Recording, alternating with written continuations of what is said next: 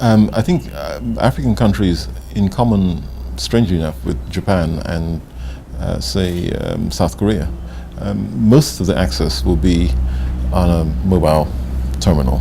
I lived for 3 years in Japan, and people hardly use laptops at home. And the mobile terminal here in Africa will provide as much as or more content and utility as it does in these Asian countries. So for particularly for small and medium-sized enterprises, the people are no longer being tied to a desk or to an office. And it's not just about mobility; it's just about being able to have access when you want it. And if I want to find out something on Google, even now, I have a big office in there. But even now, if I need to find out something, I just Google it right here and now. If I want to do my banking, this is even at a personal level. I want to do my banking. I don't wait until I get to a fixed line phone or go to. I certainly don't go to bricks and mortars anymore.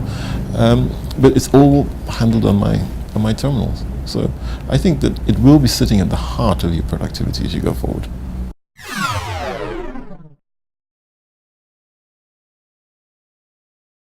It's been fantastic, and the real difference. There's been lots of smartphones around for a long time, and a lot of people make a lot of fuss about some of the more proprietary ones. Apple is a classic one, or RIM's BlackBerry. The great thing about the Ideos phone is that it's an Android operating system, and why is that great? It means that this, here in Kenya, we've got one of the most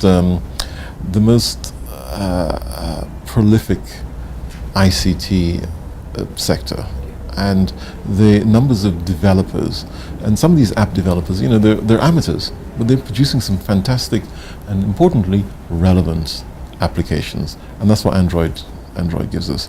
And so we're proud to be working in partnership with people like Huawei, where we can bring these products, we can bring them in at affordable prices, and we can give the development community an opportunity to develop applications and content for these devices.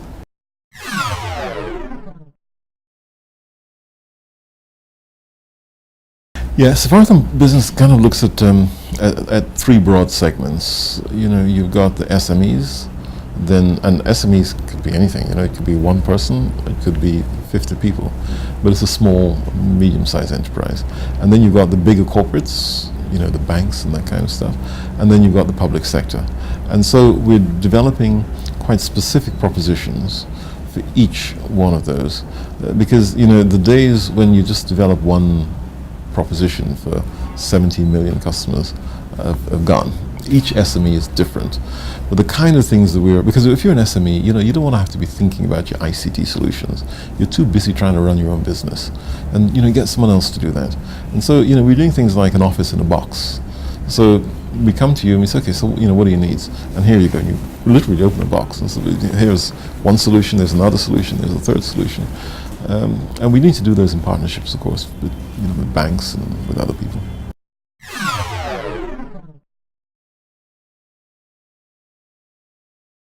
When I first came and I heard about the digital villages, I had an image of just, kind of a glorified cyber cafe in a rural district.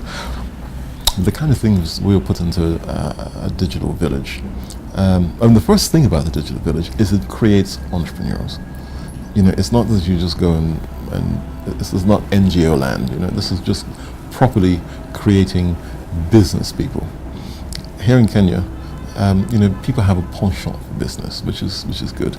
The second thing is, what can you put into those digital villages? And they vary. Some of them could be just a cyber cafe, or a little bit more than a cyber cafe.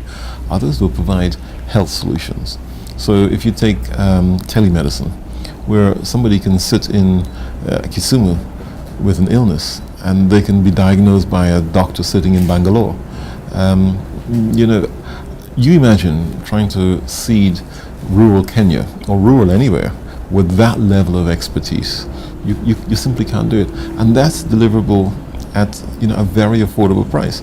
And so, and that's just one example, right? So the other kinds of examples are around providing educational content. If you go to a lot of rural schools, they don't even have a library. And now, through a digital village, all the information in the world, every piece of information in the world, just think about that for a minute, is available on a click of a mouse. So that's not a step forward. That's a huge, huge leap. And so that's why I'm excited. And moving from 700 digital villages to 5,000 or whatever the number ultimately will be, and being able to provide every village in Kenya with, just think about it, every piece of information in the world will be there. So that's why I'm hugely excited about it.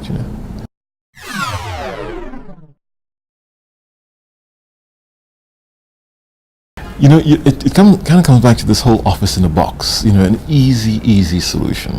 Because small, medium-sized enterprises don't have an IT department that can come and configure stuff. You just need to be able to go to a one-stop solution. And I think this is why this makes a lot of sense. Things which are specifically designed for you as a small business, so it will help you to manage your own efficiency. So, I'm also excited about that.